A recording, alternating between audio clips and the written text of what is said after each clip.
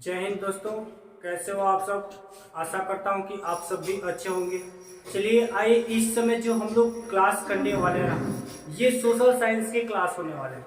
Social science में आपको इस टोटल के टोटल इम्पोर्टेंट क्वेश्चंस कराए जाएंगे जो कई बार एग्जाम में पूछे जा चुके हैं। ऐसे ऐसे हम लोग क्वेश्चंस में को करेंगे जो कई बार एग्जाम में पूछे जा चुके हैं। तो जाहिर सी बात है कि जो अनेक बार पूछे जा चुके हैं वो हो सकता है कि इस बार भी जरूर पूछे जाएंगे। तो हम लोग वैसे वैसे क्वेश्चंस को देखेंगे जो काफी ही ज्यादा इम्पोर्टेंट है और चुने हुए क्वेश्चंस टोटल के टोटल कर रहे हैं। तो आइए हम लोग चलते हैं, पहले क्वेश्चंस को देखते हैं कि पहले नंबर क्वेश्चंस में आपको क्या मिला है। ब्रेस्ट लिटोवस्क की संधि किन देशों के बीच हुई। ब्रेस्ट लिटोवस्क की संधि किन देशों के बीच हुई, पहला क्वेश्चन है ये। और इसके ऑप्शंस क्या क्या है आइए देखते हैं। ऑप्शन ए में आपको मिलेगा रूस और इटली, बी में रूस और फ्रांस, सी में रूस और इंग्लैंड और डी में रूस और जर्मनी।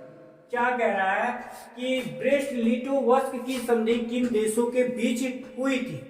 तो इसका जो सही जवाब होगा, अगर आपको पता होगा तो कमेंट बॉक्स में जरूर बताइएगा। चलिए हम लोग इसको जानते हैं कि इसका जो जवाब होने वाला है क्या होने वाला है। तो इसका जवाब बिल्कुल डी नंबर, यानी रूस और जर्मनी के बीच, रूस और जर्मनी के बीच क्या हुई थी, ब्रेस्ट लिटोवस्क की संधि हुई थी, रूस और जर्मनी के बीच, जो कि ऑप्शन डी में आपको नजर आ रहे होंगे। आइए अगले क्वेश्चन की तरफ हम आइए, 2 नंबर क्वेश्चन को देखते हैं। 2 नंबर क्वेश्चन में आपको क्या मिल रहा है, कह रहा है कि मार्च 1946 ईस्वी में फ्रांस तथा वियतनाम के बीच होने वाले समझौता किस नाम से जाना जाता है। फ्रांस और वियतनाम के बीच एक समझौता हुआ था जो कि 1946 ईस्वी में हुआ था, और ये जो समझौता हुआ था, इस समझौता को हम लोग किस नाम से जानते हैं ये आपको बताना है। चलिए ऑप्शंस की तरफ हम लोग बढ़ते हैं। ए नंबर ऑप्शन में मिलेगा तिनजिन, बी में आपको ऑप्शन मिलेगा कैंटन, सी में हो ची मिन और डी में कोई नहीं। क्या कह रहा है, मार्च 1946 ईस्वी में फ्रांस तथा वियतनाम के बीच होने वाले समझौता किस नाम से जाने जाते हैं, किस नाम से जाना जाता है, तिनजिन, कैंटन, हो ची मिन या फिर कोई नहीं। इसका जो जवाब होने वाला है इसमें से कोई नहीं है ना, यानी जो समझौता हुआ था उसका नाम इसमें नहीं दिया हुआ है, यानी डी नंबर आपका सही होगा, कोई नहीं। अगले क्वेश्चन को हम लोग क्वेश्चन को देखते हैं कि 3 नंबर क्वेश्चन में आपसे क्या पूछा जा रहा है। ये काफी इंपोर्टेंट क्वेश्चन है जी, बहुत ही इंपोर्टेंट ये क्वेश्चन है। चलिए देखते हैं कि क्या इसमें कर रहा है। पूर्ण स्वराज की मांग का प्रस्ताव, किस चीज का, पूर्ण स्वराज की मांग का प्रस्ताव कांग्रेस के किस वार्षिक अधिवेशन में पारित हुआ।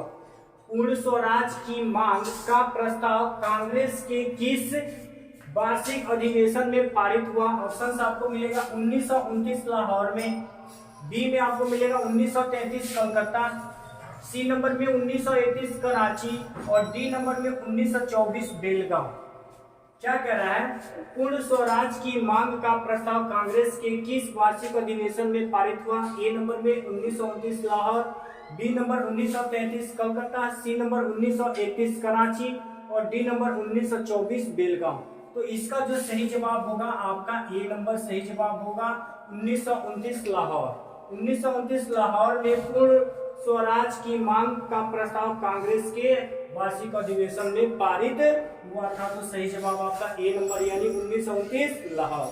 अगले क्वेश्चन को देखते हैं कि अगले क्वेश्चन में आपको चौथे नंबर क्वेश्चन को हम लोग देखते हैं। कह रहा है कि वल्लभ भाई पटेल को, किसको, वल्लभ भाई पटेल को सरदार की उपाधि, वल्लभ भाई पटेल को किसकी उपाधि, सरदार की उपाधि किस किसान आंदोलन के दौरान दी गई।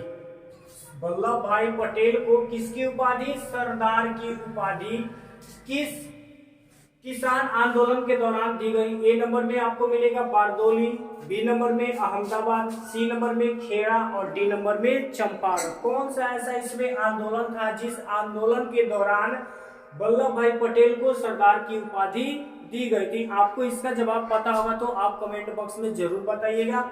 चलिए इसका जो सही जवाब होगा वो ए नंबर होगा, जो कि ऑप्शन ए में दिखाई दे रहा है, बारदोली।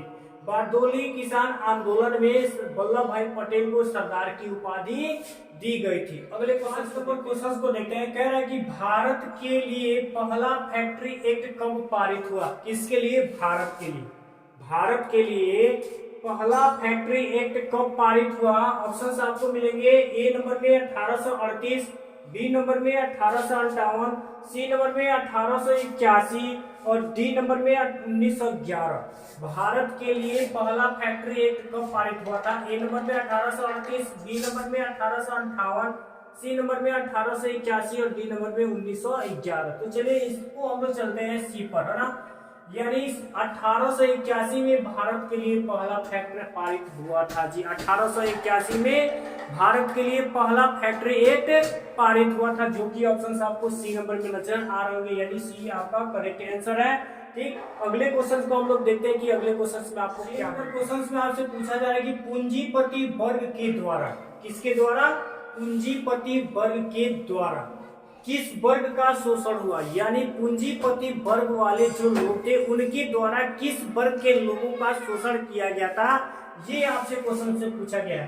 पूंजीपति वर्ग के द्वारा किस वर्ग का शोषण हुआ था? तो आइए देखते हैं। ए नंबर में आपको मिलेगा श्रमिक वर्ग, बी नंबर में आपको मिलेगा मध्यम वर्ग, सी नंबर में आपको मिलेगा कृषक वर्ग और डी में मिलेगा सभी वर्ग। क्या पूंजीपति वर्ग के द्वारा इन सभी को का शोषण किया गया था? जी हाँ, बिल्कुल सही आप समझ रहे हैं कि पूंजीपति के द्वारा श्रमिक वर्ग का भी शोषण किया गया था, मध्यम वर्ग का भी शोषण किया गया था, कृषक वर्ग का भी शोषण किया गया था। यानी आपका जो सही आंसर होगा वो डी नंबर, यानी सभी वर्गों का शोषण किया गया था। आइए अगले क्वेश्चन को हम लोग देखते हैं, यानी 7 नंबर क्वेश्चन को देखते हैं कि 7 नंबर क्वेश्चन में आपसे क्या क्वेश्चन को समझते हैं। ये भी बहुत ज्यादा इंपोर्टेंट क्वेश्चन है, बहुत बार ये पूछे जाने वाले क्वेश्चन है जी।